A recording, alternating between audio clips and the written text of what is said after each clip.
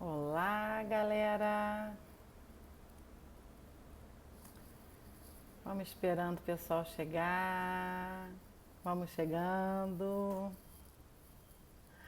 para mais uma live gostosa, mais um bate-papo gostoso. Vamos ver quem entra hoje. Vamos esperar um pouquinho. Dá um minutinho para a gente conversar um pouco. Oi, amor, tudo bom? Para a gente conversar um pouco sobre meditação e o comportamento automático. Então, vamos dar um minutinho até as pessoas chegarem. Aguardar só um instantinho.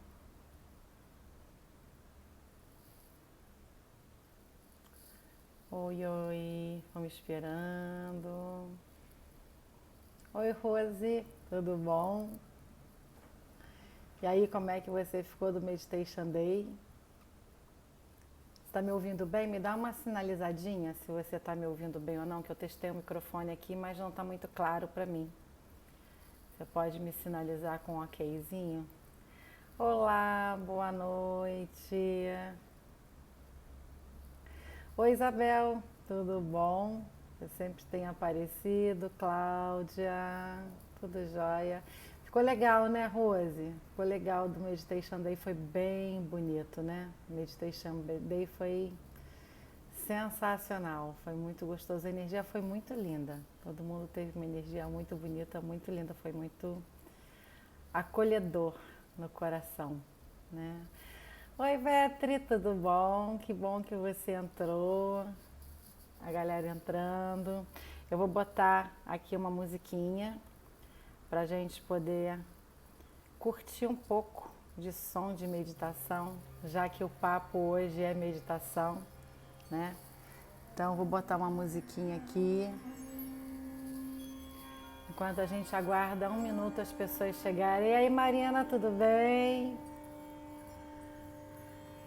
Inspirando profundamente, observando o ar que entra, levando a sua atenção para a sua respiração. Observando o ar que entra. E aí, Zita, boa noite. Quem for chegando, vai colocando o corpo numa posição confortável e vai trazendo a atenção para a respiração. Inspira profundo.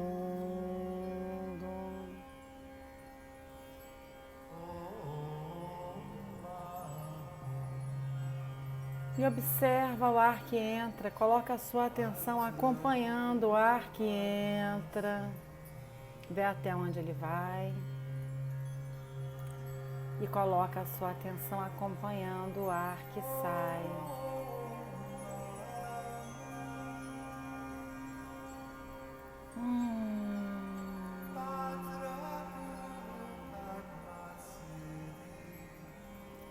Inspira profundo, profundo e observa e acompanha.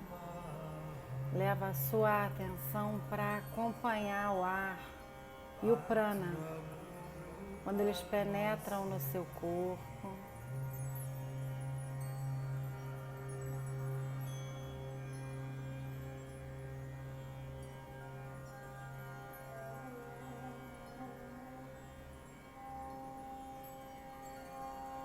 E acompanha o ar quando ele sai.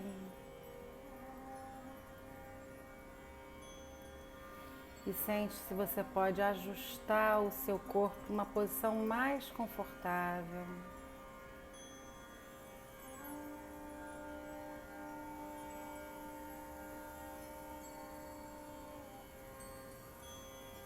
E leva toda a sua atenção para o ar e para a absorção de energia que acontece quando você inspira.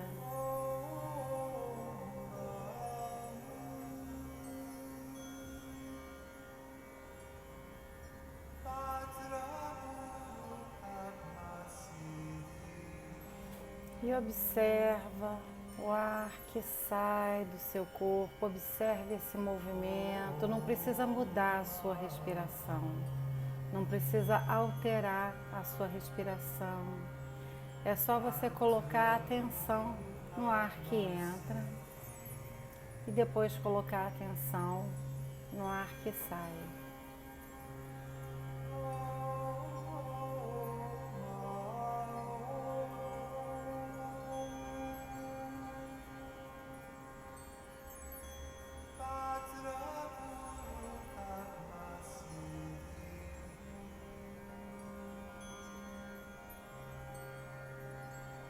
E vai respirando e se acomodando e chegando.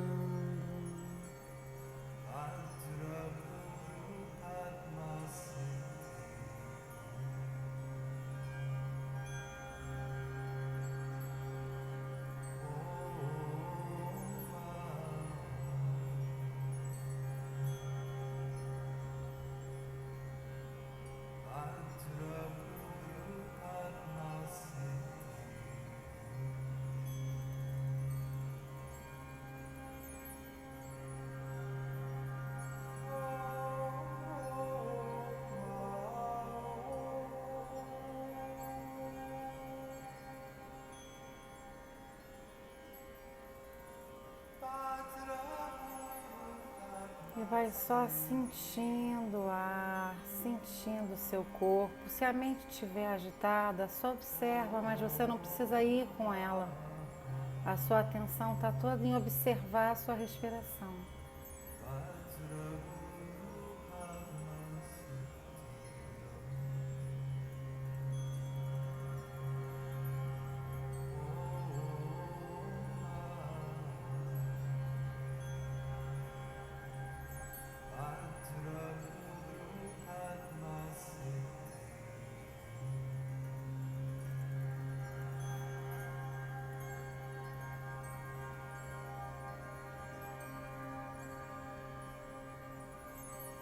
Traz o ar bem profundo.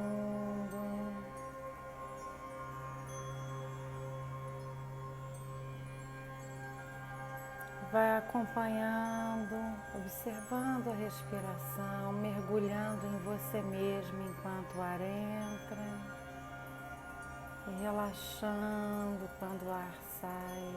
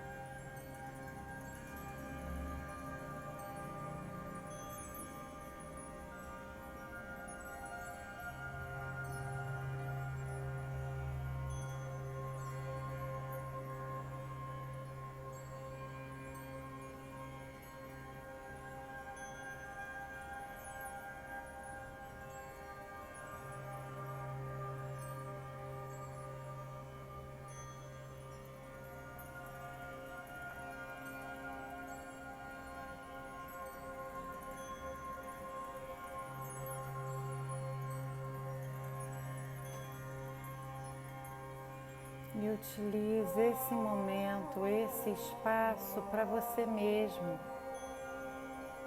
Aproveita esse instante para ser um tempo de você com você mesmo. Inspire e acompanhe a inspiração.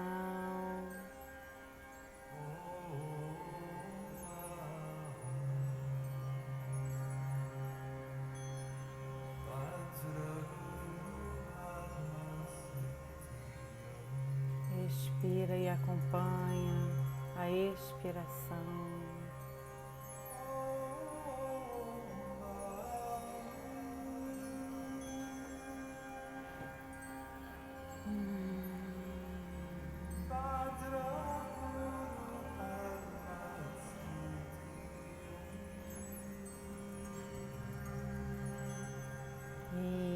Isso, respirando.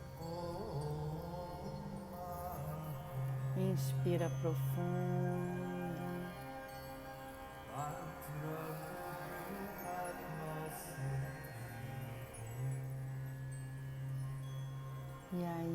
Já deu tempo da gente chegar.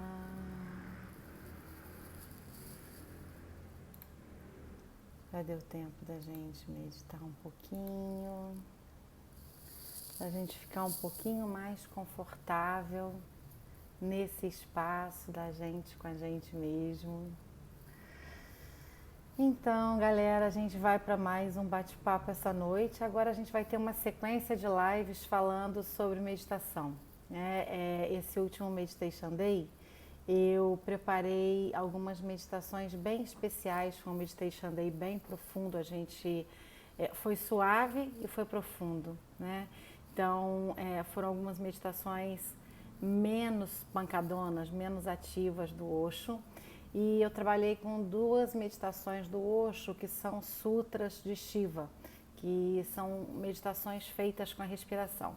Inclusive, para quem está no grupo, para quem é cliente, para quem está já ambientado e vem acompanhando o meu trabalho, eu deixei no grupo privado para as pessoas que já participaram de outros grupos, para as pessoas entrarem e fazerem todas as meditações. Está salvo lá até o dia 30 de agosto, que é quando a gente vai ter o outro Meditation Day. Então a gente teve um Meditation Day dia 1º, a gente vai ter outro Meditation Day dia 30 de agosto, que é um domingo. E aí eu decidi fazer uma sequência de lives falando sobre meditação e sobre alguns temas que são acoplados, que são associados à meditação. Então hoje a gente vai conversar sobre a meditação e o comportamento automático. A próxima live a gente vai conversar sobre meditação e de que forma a meditação pode equilibrar você com o seu masculino e feminino interno, para que isso também reflita na sua relação com masculino e feminino externo. Mas esse é o papo da próxima live. Nessa live de hoje a gente vai conversar sobre meditação e o comportamento automático. Então, para começar a live, eu vou começar contando para vocês uma historinha que eu ouvi assim que eu comecei a participar dos grupos de meditação e dos grupos de terapia da galera do Osho. Eu comecei a participar dessas formações final de 91 e início de 92. E todos os grupos na época, independente de ser treinamento de renascimento, terapia primal, ou seja lá o que for, todos eles eram pautados com as meditações do Osho. E foi aonde eu realmente consegui fazer todo o meu movimento inicial de transformação. Foi aonde realmente eu criei muito recheio interno, né? Então, eu ouvi uma história do Osho na época, que era o seguinte: quando você está perdido na inconsciência coletiva, quando você está perdido no que a gente chama de horizontalidade, na linguagem da meditação, quando você está no inconsciente coletivo, quando você está no inconsciente de massa, você está na horizontalidade, né? Você está dormindo, você está ali misturado com todo mundo sem saber o que está acontecendo com você. Quando você está mais presente, mais perceptivo, mais conectado com seu espaço meditativo, você está na verticalidade. Isso é uma expressão que é muito utilizada no universo meditativo, né? E na época, essa anedota fez muito sentido para mim, para eu entender qual era a necessidade da prática meditativa. Então, um discípulo do Osho perguntou para ele se ele poderia exemplificar, se ele poderia falar um pouco da necessidade de você ter uma rotina com a meditação. O que era, para que era isso? E o Osho contou na época uma historinha de que todos nós estamos o tempo todo como se a gente estivesse numa savana, no deserto, ou enfim, numa savana na África, e que todos os dias passa em cima da nossa cabeça uma manada de elefantes. E a gente está ali fazendo parte do inconsciente coletivo sem perceber, sem se dar conta, sem observar que a gente é atropelado por essa manada de elefantes todos os dias. Então, todos os dias você acorda e você tem aquela rotina maçante de se sentir atropelado por uma série de coisas, que nessa linguagem é uma manada de elefantes. Se você não sabe como isso acontece, você nem percebe que isso está acontecendo. Então, você começa a meditar. Você começa a meditar, cria a prática da meditação, começa a meditar. E aí, de repente, você começa a criar um centro dentro de você que está menos identificado com a consciência de massa, que está menos desorientado. Se você começa a criar um eixo dentro de você, um eixo perceptivo. Esse eixo perceptivo, ele começa a observar o que está acontecendo. Então, quando você começa a observar o que está acontecendo, o Osho diz que aí a manada de elefante está vindo, você já está meditando há algum tempo, e de repente você se dá conta de que você é todo dia atropelado por manada de elefante. Mas você só se dá conta quando a manada de elefante já está passando em cima da sua cabeça. Então, você está lá meditando, e de repente a manada de elefante está ali te massacrando, plá, plá, plá, plá, plá, plá. E você se dá conta de que tem aquela massa te atropelando, né? Isso é o primeiro efeito, é o primeiro resultado que você consegue com a meditação. E aí o Osho fala, continua respirando, continua meditando. E aí você continua meditando, continua meditando, continua meditando. Ele sempre indica que você comece pelas meditações mais ativas, porque as meditações mais ativas, elas lidam com muita facilidade com o que é mais grosseiro no ser. As meditações mais ativas, elas lidam com muita rapidez com tudo que é engessado, com tudo que é petrificado e com tudo que é reprimido em termos emocionais dentro da gente mesmo. Então, é aconselhado que a gente comece realmente ou com meditação dinâmica ou com a chakra breathing, com meditações que realmente chacoalhem aquela coisa adormecida, petrificada, engessada. E aí ele fala, continua meditando. Aí, depois de um determinado tempo, você começa a perceber que você está vendo a manada de elefante aqui, mas não dá tempo de reagir. A percepção, ela já ficou um pouquinho mais descolada. Então, aí você vê a manada de elefante, ela passou. Antes você via quando ela passava em cima de você, né? Tem até uma parte antes disso, que ele diz que antigamente, assim que você começa a meditar, você começa a enxergar quando a manada já passou e você vê o rabinho do elefante. É o primeiro passo. O primeiro passo de ganho é você perceber que algo te atropelou, é você perceber que algo aconteceu. Esse é o primeiro ganho de você ter uma prática meditativa. A manada passou e você viu os rabinhos do elefante lá longe. Esse é o primeiro ganho. O segundo ganho é quando a manada está passando na sua cabeça e você está percebendo que ela está passando na sua cabeça. Continua meditando. Depois de um determinado tempo maior meditando, acontece a terceira etapa. Você olha, a manada está aqui, não dá tempo de você fazer nada. Puf, ela passou. Né? Mas continua. E ela está aqui, pluf, ela passou. Quantas pessoas que já estão meditando na vida, que já estão fazendo alguma prática, que estão trabalhando com a respiração, que estão trabalhando com a própria energia, que já têm uma noção do próprio padrão automático e que observa quando alguma coisa vai acontecer, mas não dá tempo de fazer mais nada. Você observa que a reação veio, você observa que a situação está acontecendo, você observa que o seu automático está vindo, mas você observa num momento, uma fração de segundo só antes de tudo acontecer. E aí você não tem tempo de mudar aquilo, você não tem tempo de mudar o seu padrão automático. E aí o Osho fala, continua meditando. E aí você continua praticando. Depois de um determinado tempo, você já começa a criar um distanciamento e uma habilidade perceptiva que te ajuda a você observar com um pouquinho mais de distância. Você olha, a manada de elefante está vindo numa determinada distância, ainda você observa, mas você ainda não consegue fugir dela. Você vê que ela está vindo, mas você ainda não consegue fugir dela. Mas se você continua com uma rotina, com uma prática de meditação, sem buscar o resultado logo após o momento que você medita, sem buscar o resultado assim, meditou e quero agora, não é isso? Meditação é uma prática que você só termina se sentindo melhor e ponto. Você faz, termina se sentindo melhor e ponto. Não procura mágica na hora que você acaba de meditar. Não procura algo completamente realizador após a primeira meditação. Continua, cria uma prática e continua.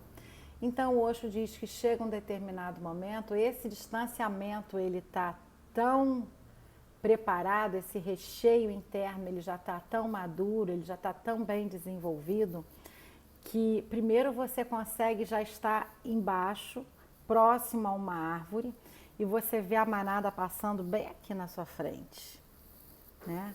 Você vê a reação, você vê o movimento interno, você vê o que está para acontecer, mas você não faz mais. Você vê aquilo passando assim bem na sua frente, mas você ainda está muito colado. E ele diz que se você continua meditando, o que acontece é que muitas vezes a manada vai passar e você já está sentado em cima de uma árvore. E sentado em cima dessa árvore, você olha lá longe uma manada de elefante vindo e você se dá conta, aí a manada de elefante está vindo lá embaixo. E aí você observa ela passando embaixo dos seus pés e você está sentado no galho da árvore. Isso já é um momento onde você já é um meditador, onde você já tem um corpo interno de meditação, né?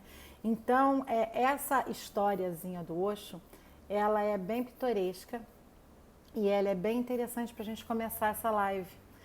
Porque as pessoas, primeiro elas não se dão conta do que é padrão automático. A maioria das pessoas que chega aqui, tanto para respirar quanto para meditar, são pessoas que não se dão conta do que é um padrão de comportamento automático, o que é um padrão de comportamento condicionado e o que é a própria essência. Normalmente as pessoas chegam aqui e descrevem o padrão de comportamento como sendo a natureza delas. Normalmente as pessoas chegam aqui, contam uma própria história e descrevem a si mesmas como se tudo aquilo que elas vêm repetindo a vida inteira como um padrão familiar, até como padrão ancestral, fosse a natureza delas mesmas. Elas não têm a menor ideia do que é a natureza delas.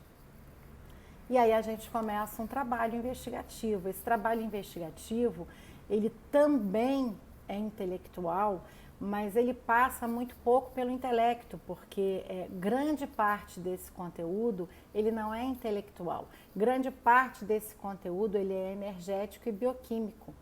Ele é fisiológico, energético e bioquímico. Grande parte dos padrões de comportamento que nos engessam, eles já se expressam no nosso corpo.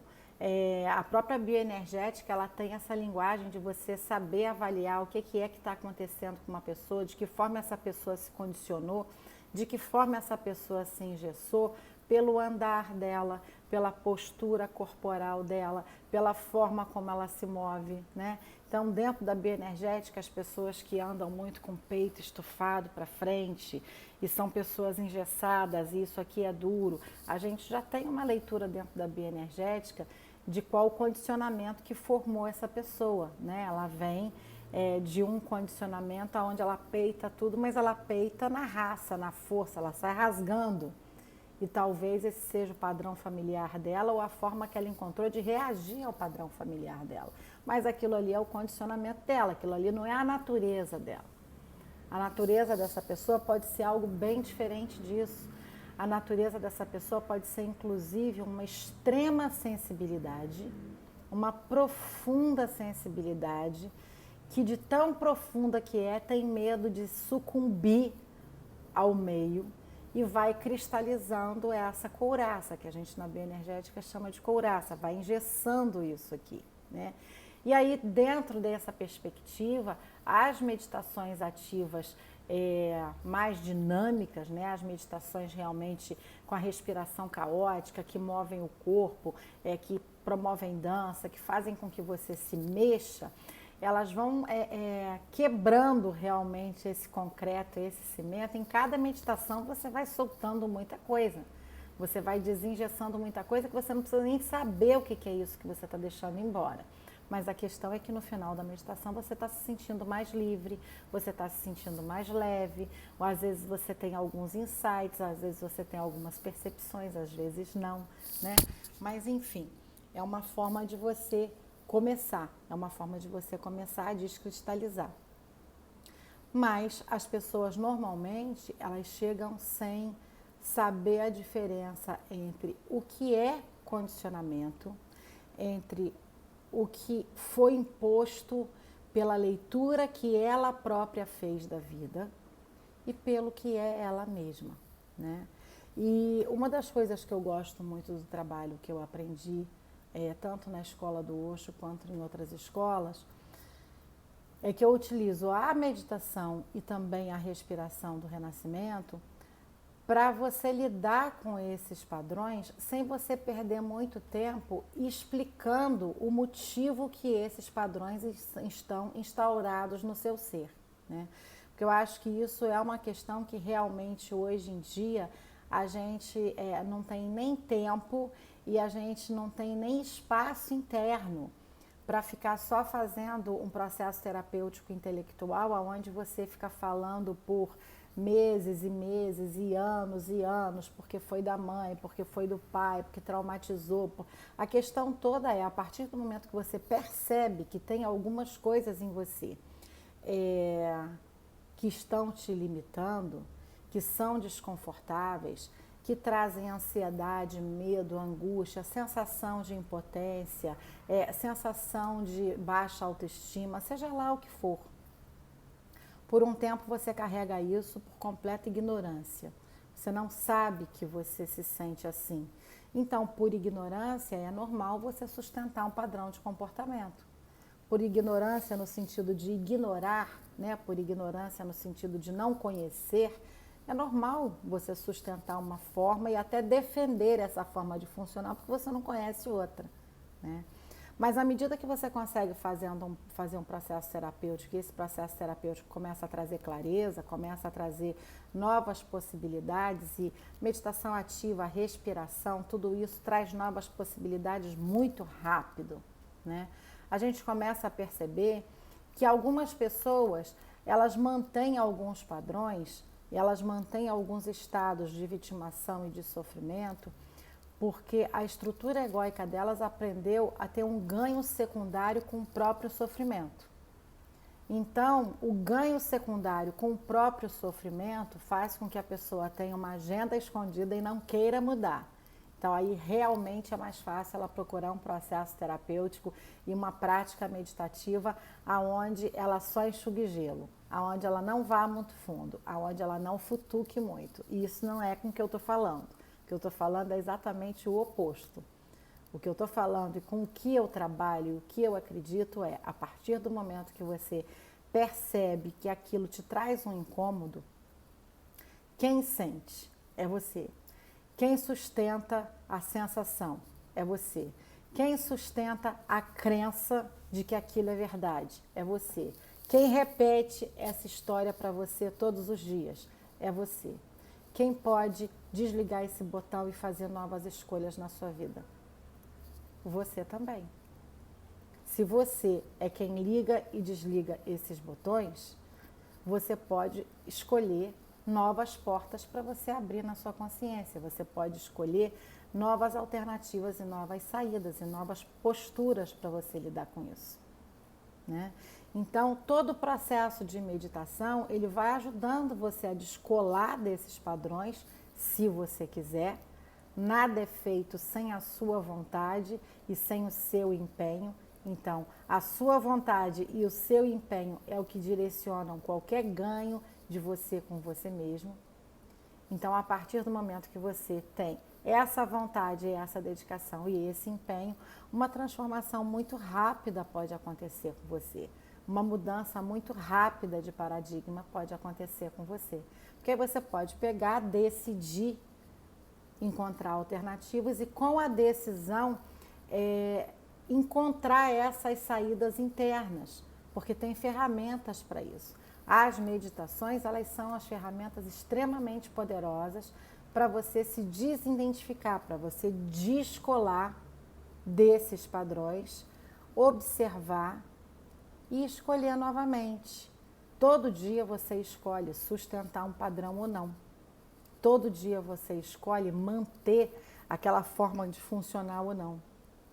Tem gente que chega aqui e fala assim, mas eu sou assim e eu não vou mudar. Eu sou assim desde que eu me entendo por gente. Eu falo, ok, se você está decidido a não mudar, a gente não tem o que fazer, né? Se você está decidido a não mudar, não, eu não estou decidido, é porque eu sou assim. Eu falo, mas você escolhe sustentar ser assim. O que quer que tenha acontecido já passou. O que quer que tenha acontecido que possa ter sido traumático, já aconteceu. Sustentar essa forma, isso não quer dizer que você vai virar uma Madre Teresa, isso não quer dizer que você vai ficar extremamente passiva, tudo muito pelo contrário. Quando você está conectado com a sua energia vital e quando você começa a saber exatamente como você é de verdade, quem você é de verdade, quais são as suas potencialidades de verdade, você é uma pessoa extremamente proativa, vital, não é reativa, mas é ativa. Se você precisar dizer não, não é não. Não não é não sei. Não é não. Se você perceber que algumas relações e algumas situações são extremamente tóxicas para você, sair dessas relações é uma decisão a seu favor e a favor da humanidade, porque se você estiver bem, a humanidade está melhor. Se realmente você estiver bem e realizado, a humanidade está melhor.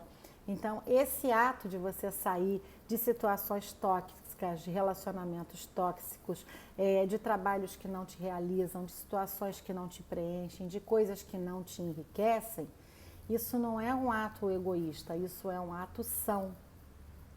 Isso é um ato lúcido que contribui para a existência ser mais feliz, porque você realmente está fluindo e está sendo mais feliz. Então, essa ideia que as pessoas têm de que uma pessoa meditativa é aquela pessoa que vai engolir tudo, que vai topar tudo, que vai suportar tudo, que vai passar por tudo, resposta errada. Não. Existem pessoas que escolhem técnicas para qualquer coisa. Existem pessoas que escolhem justificativas para qualquer coisa. Existem pessoas que até escolhem um caminho de fé, um caminho religioso, para embotar mais e para justificar mais a própria miséria. Isso é uma escolha pessoal, mas isso não tem nada a ver com as alternativas nem religiosas, nem meditativas, nem espirituais. Isso tem a ver com a escolha da pessoa de continuar na mediocridade dela. A pessoa quer manter aquele estado e ok, ela tem direito de manter o estado que ela quiser. Mas ela não tem o direito de ficar procurando alguns lugares dizendo que quer saída, porque ela não quer saída. E aí, se ela não quer saída, não faz sentido ela chegar num lugar dizendo que quer, porque isso vai criar um grande conflito. As pessoas vão tentar movê-la, as pessoas vão tentar sacudi-la, porque ela foi ali para isso. Então, isso vai criar um certo conflito e ela não vai se manter naquele ambiente, naquele grupo, naquela comunidade por muito tempo, né? Então, na realidade, você lidar com o padrão de comportamento, você desengessar o seu comportamento automático, não é uma coisa fácil, porque nós somos viciados no padrão de comportamento automático. Não é uma coisa fácil, porque vai tirar você da zona de conforto. Não é uma coisa fácil, porque vai jogar você num desconhecido. Vai jogar você num lugar onde, além de você não conhecer o que tem depois do comportamento automático, muito provavelmente você não vai ter o ok das pessoas que até aquele momento te ajudavam a sustentar aquela estrutura. Então, tudo isso é uma questão muito importante para ser colocada, né? Quando eu andei pesquisando há muitos anos atrás, que eu passei um período que eu trabalhava muito com dependentes químicos, independente de ser drogas, o álcool, enfim.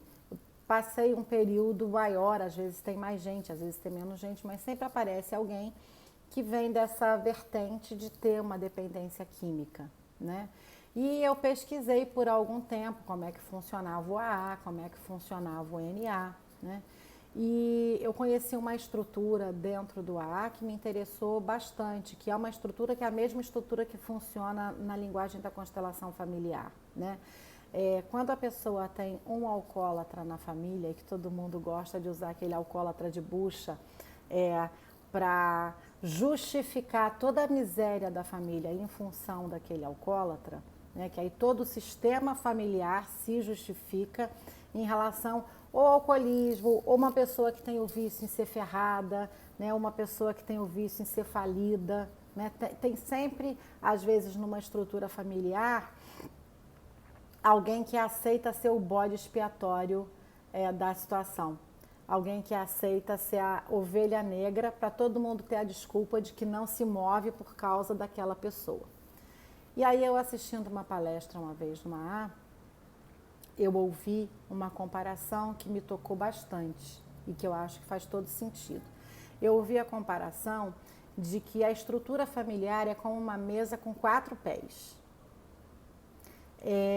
Um pé que é mais bambo, porque ele é mais sensível, porque de repente realmente ele é mais fragilizado, porque de repente ele não tem uma estrutura egóica tão forte. Esse pé ele se danifica mais com as doenças daquela comunidade, com as doenças daquela mesa, do que os outros pés. Então esse pé é o primeiro pé a ficar bambo, ficar podre e cair.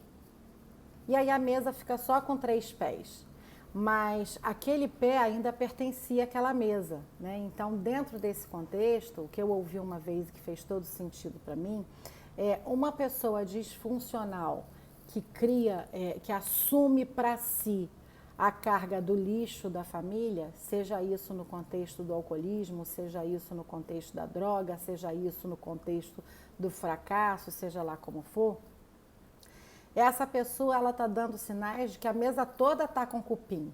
Ela está dando sinais de que a mesa toda está doente, que a mesa toda tem que receber remédio, porque a mesa toda não se mobiliza de verdade para que aquele pé se cure.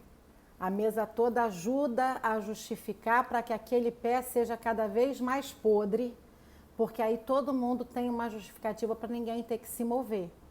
E essa comparação, ela, para mim, ela cabe em tudo quando você fala de uma pessoa que quer mudar num contexto familiar, num contexto de relacionamento, num contexto de sociedade, aonde o resto não quer mudar, aonde todo o entorno não quer mudar. Quando todo esse entorno não quer mudar, essa pessoa que decide não quero mais ficar atrelada a essa mesa cheia de cupim, não quero mais ficar amarrada aqui, essa pessoa ela vai ter que fazer realmente um esforço grande, porque ela tem que fazer um esforço contra o inconsciente dela e contra o inconsciente coletivo do contexto onde ela está inserida.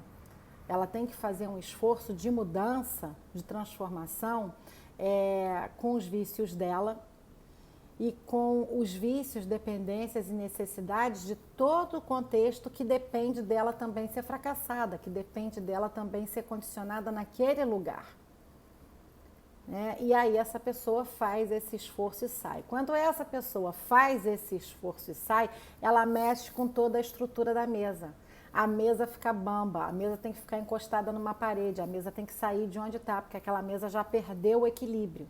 Então, aquele equilíbrio doente, ele fica abalado. Então, num contexto familiar, quando existe um local muito disfuncional e que uma pessoa decide por si só sair daquilo, meditar e transformar, ela sem querer, ela está fazendo a cura e a transformação de todo o contexto familiar dela. Ela está fazendo o que a gente chama dentro do xamanismo de quebrando a maldição familiar, cortando o ciclo de maldição familiar, cortando a forma como aquilo vem se repetindo de uma forma doentia. Então, quando você medita e resolve romper com o seu padrão de comportamento automático, resolve romper com os vícios familiares, resolve romper com o que não é saudável, produtivo, criativo, o que não honra a sua encarnação, né? E a gente estava conversando numa live atrás com a astróloga Isabel, que a gente bateu um papo aqui sobre astrologia, tá salvo no YouTube, no meu canal do YouTube. A live com a Isabel foi muito bonita e muito produtiva, foi muito produtiva mesmo.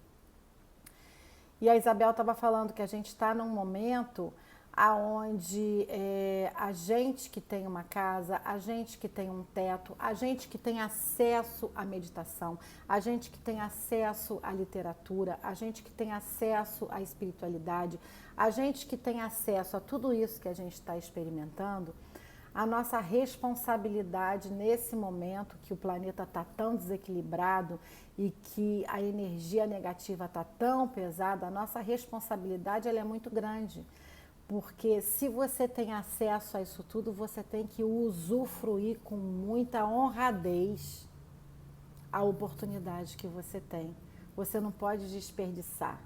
Você não pode desperdiçar a oportunidade de uma encarnação que você pode ser mais espiritualizado, que você pode ser mais meditativo, que você pode ser mais esclarecido, que você pode realmente florescer mais.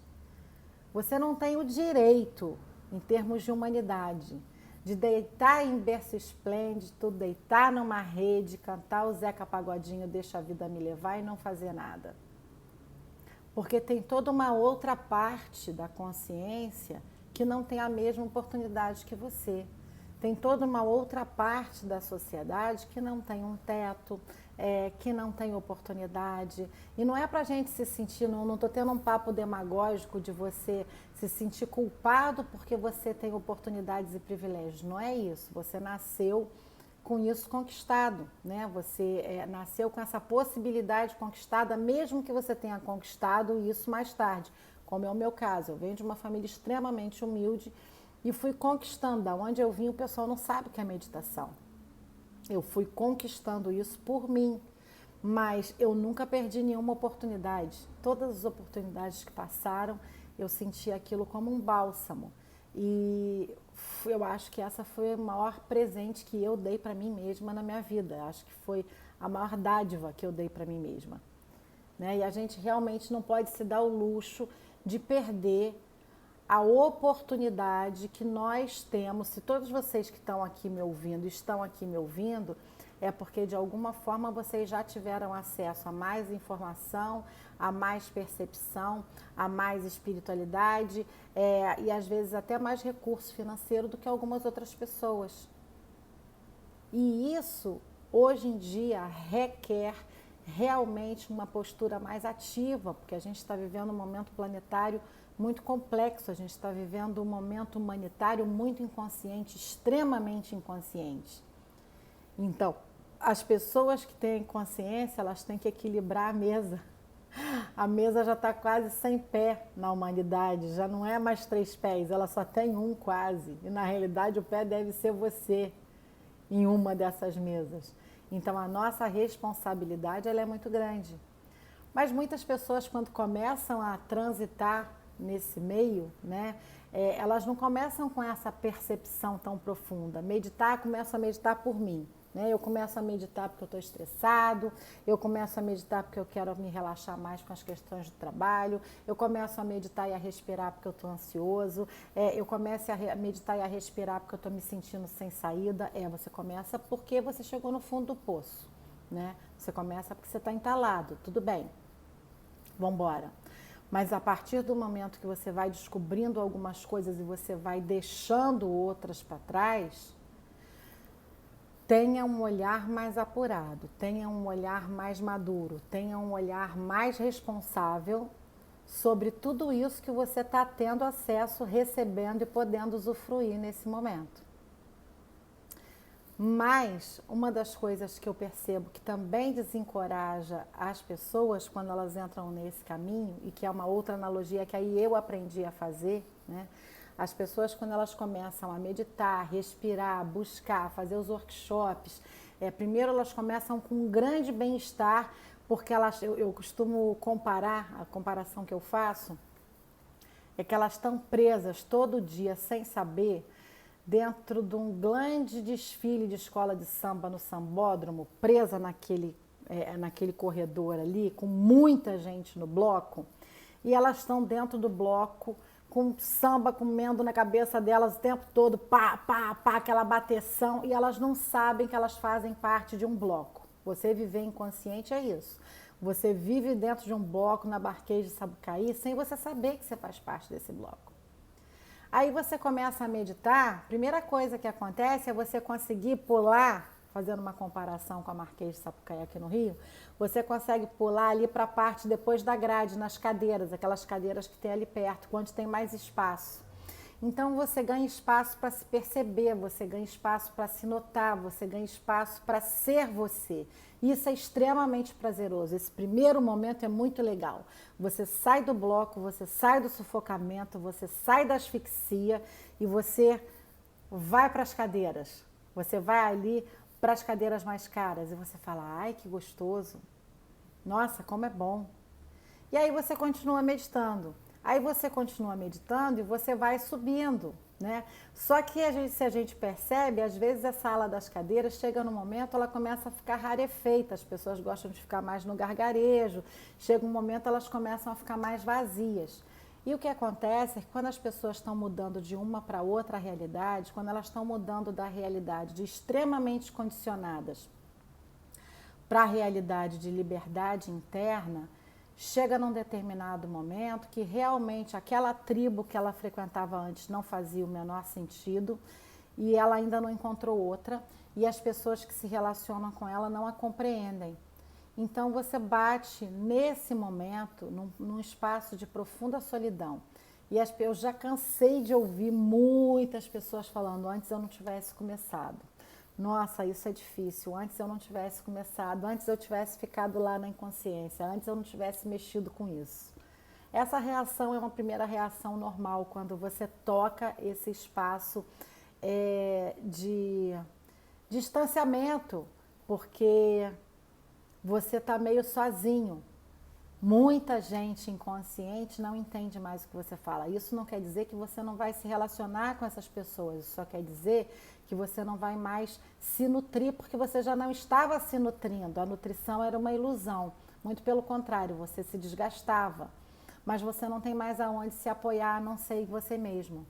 E como você ainda não descobriu o quanto isso é valioso, o quanto isso é rico e que esse é o único apoio que realmente vale a pena, como você ainda não pôde sentir o gostinho disso num nível muito profundo, dá uma sensação assim, não é tão legal assim.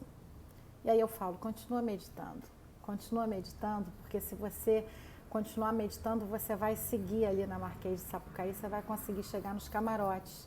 E aí você vai chegar num camarote onde você vai encontrar uma galera que tem tudo a ver com você. Você vai encontrar a sua tribo, você vai encontrar a sua tribo espiritual, você vai encontrar a sua tribo das pessoas que falam a mesma língua que você. Isso não quer dizer que você não vai conviver e se comunicar com as outras pessoas, mas isso quer dizer que você pode transitar de uma forma consciente com escolha livre. E dessa forma você pode inclusive ajudar algumas pessoas que estão no bloco ou a saírem do bloco, ou se sentirem mais confortáveis, ou estarem respirando melhor. E você transita, e você vai e volta, mas você não é mais escravo de nada. Então a beleza e a riqueza de você fazer um trabalho de autoconhecimento, de você se aprofundar num trabalho meditativo, de você se entregar para isso, para você realmente ser dono de você mesmo e principalmente confiar no apoio que você pode dar a você mesmo, confiar nesse alicerce que é você, isso não tem preço. E esse alicerce está completamente conectado e fortalecido com a energia divina. E não tem separação. A gente está conectado com o inconsciente coletivo, a gente está tudo isso faz parte. A galera do sambódromo faz parte, a galera da cadeira faz parte, a galera do camarote faz parte. Não tem uma elitização, mas você tem opções. Você tem liberdade interna. Você não é prisioneiro de mais nada e você é fortalecido em você mesmo. E isso é a grande joia de um processo meditativo para você sair do condicionamento automático e saber quem é você. Então, essa é a live de hoje, falando um pouco sobre isso, né? Na próxima live a gente vai conversar um pouco sobre o equilíbrio da energia feminina e masculina dentro de cada ser. Todos nós temos essas duas energias que são muito faladas, são muito exemplificadas como yin e yang, né? Mas a gente não conhece muito sobre isso. E eu vou falar um pouco sobre de que forma a meditação pode ajudar você a equilibrar isso internamente, para você não ter que tentar compensar isso nos seus relacionamentos, para os seus relacionamentos serem mais saudáveis, mais conscientes e para que você possa sempre ser quem enriquece qualquer lugar que você esteja, inclusive os seus relacionamentos, porque isso é possível. Você pode ser sempre essa pessoa que tem uma fragrância para dar, que tem uma fragrância para compartilhar, que tem um transbordar. E essa é a beleza de tudo, é quando você já transborda, você não é um mendigo, você é o ser transbordante. E sendo um ser transbordante, você pode compartilhar com todo mundo, independente se essa pessoa é um mendigo ou se transborde também. Então esse vai ser o papo para a nossa próxima live. Então, eu espero vocês todas as quartas às 7 da noite aqui. Todas as minhas lives estão salvas no meu canal do YouTube, Mani Capsara, ou no meu perfil do Instagram. E quem quiser fazer as meditações que já estão salvas no perfil privado, entra em contato comigo no direct para a gente poder providenciar isso. Eu agradeço vocês profundamente, a participação, a audiência, o conectar, o estar junto. Agradeço o compartilhar, de verdade, e espero por vocês na próxima live, quarta-feira que vem, às 19 horas. Um beijo enorme e até lá!